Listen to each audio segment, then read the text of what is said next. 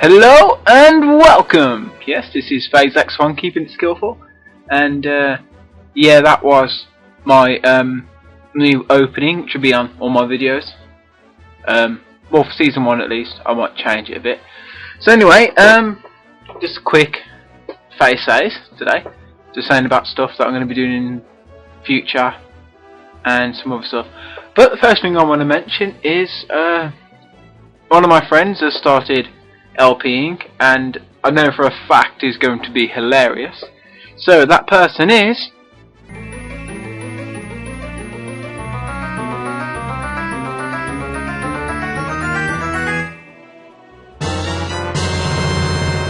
Sergeant Lampshade. Yes, that's it, and yes, that was Zelda. And there's going to be a lot of Zelda themed stuff because I am quite huge Zelda fan. So basically, might as well talk about Zelda for a bit while I'm here. Okay, Zelda, the most confusing thing about it is timeline. If you go back to the very beginning, there's Adventures of Link or something, and after that there was meant to be a sequel, but then they didn't know if it's a sequel, and eventually it went to Link to the Past, which is definitely one of my favourite Zelda games. It's got to be, if you rank Zelda games in my favourite, it's got to be at the top. It's got to be Twilight Princess, followed very, very closely by Ocarina of Time, and then in third place, Link to the Past. Just because Link to the Past is amazing. Anyone that's ever played it for SNES, probably one of the most played games for SNES, I'd say. Ocarina of Time, how can you not love the Ocarina of Time? The only downside is you can't skip cutscenes. So, that is a rather big bad point. Ocarina of Time is absolutely amazing, good storyline. People that know it and played it, you'll love it. You've loved it. It's just awesome in many, many ways. Twilight Princess, I like this because it's a new spin on it. It's still the same old. Every Zelda game basically since the beginning has been go collect and find these items, do different dungeons, and then fight the big boss at the end. Usually Ganon or Ganondorf. Ganondorf was only actually in Ocarina of Time. All the rest of the games it's been Ganon, as far as I'm aware. Probably going to get loads of stuff going, no, he's not, and other stuff. Please don't flood me with comments, if anyone comments on this. But it's awesome, Twilight Princess. I especially like it because it's got the wolf aspect, the Twilight Link, which is actually a wolf. I do love that aspect, especially when you're going with Midna. And it's a different spin on the same game, so you can do lots of different stuff. It is annoying at some places, but then again, you get through that to get to the good stuff. I do, as always, Zelda, you got the mini games and stuff like fishing, or Twilight Princess, you got the Yeti race and you do snowboarding. There's always little fun bits in there, and there's little in-jokes places for Zelda fans. Same old, and other than that, it's everything that the Zelda universe is just big. It's stuck with Nintendo from start to finish, and it is a very big card for Nintendo. Compared to Xbox and stuff, they've got Square Enix and that, but Nintendo, they've got Zelda, and I don't know any gamer that isn't a Zelda fan, basically. And so nearly everyone's going to come back to Nintendo, and as long as they keep releasing good Zelda games, then people will just keep coming back. Like the new Zelda Skyward Sword, which I've seen quite a bit about the E3.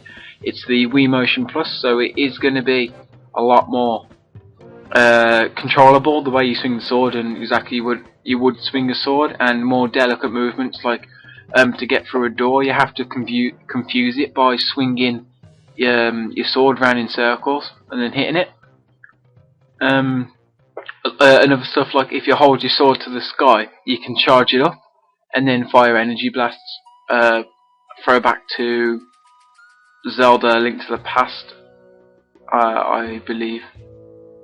Yes, when you got full health you can fire those energy blasts. That will be in Skyward Sword. The only downside I see for this is you got to play the entire game when you're fighting with your arms raised like you would be in an actual fight. I did like Twilight Princess because you can play that quite casually, swinging the Wii remote madly if you want to hit, but you got to do the right ones for this. But holding it the whole way like an actual sword and shield the whole time could get a bit annoying, especially those that just want to relax with their hands and play a game like you would for the Xbox and stuff.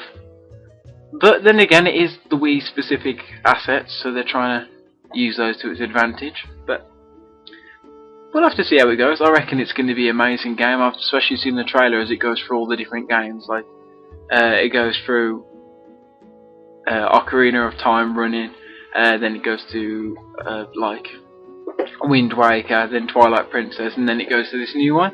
And it's a cross between Wind Waker graphics and Twilight Princess graphics, so it is definitely really good graphics, no doubt about it, but it's more cartoony, so it's in the middle of the two. So either way, it's going to look stunning as well. So overall, amazing. Can't wait for it to come out. I will definitely be buying that and making videos, so don't worry. Yeah, they're releasing a few new items and stuff for the Skyward Sword. You've got a whip. And you've also got this thing which lets you fly bombs and remote control it, and then you can fly bombs and control that into different places. Same old standard items, you know, net, sword, hook shot, you know, the basic ones, bomb bag and everything, the bow and arrow that are going to be in every Zelda game. Boomerang and those, but you know, they're adding a few new ones to try and attract more people, I guess, and keep interest going, because it will get a bit boring playing the same game over and over again, which is strange that it hasn't already, because like I've said, every Zelda game is the same aspect. Basically, Hero of Time, you got the Triforce of Courage, you go around, got to collect stuff, do dungeons, and then it's off to face Ganon and save Princess Zelda. Every single Zelda game is that. And using your different items, and it's like in the dungeons, if you unlock an item in the dungeon, you can guarantee you're going to have to spam it and then just use it over and over again to clear the dungeon repeatedly. But then again, I do like the Twilight Princess one, where you have to use all the weapons and the items you gathered so far to get through the final castle. But then again, I guess that's normal anyway. So either way, I will be doing probably a few Zelda specific videos, and I am looking for an LP to do. It's possibly Devil May Cry 4 or Legend of Zelda Twilight Princess. I'm looking for a console game, but it's also this is a big possibility, Nier, N-I-E-R, for the Xbox 360. I recently played through that and pretty much loved it. It's a completely new twist on any game that I've seen so far, and I like it. It's quite short though, however. The detail wasn't as much there as I would have liked, to be honest. The dungeons are literally walk in a linear fashion. There is a few turns off you can go to and stuff, but that's pretty much it. Anyway, that's what's yet to come. And also, with Sergeant Lampshade, there will be a double video coming up. We're trying to put it in the works at the moment. Well, I'm not gonna spoil it and release it. I'll wait for him to tell people. But it is a 2-player SNES game, and there's a lot of roaring. Roar. Yeah, that'll work, and you'll basically see. So, here for now, on this day, this is faizesay's24 signing out.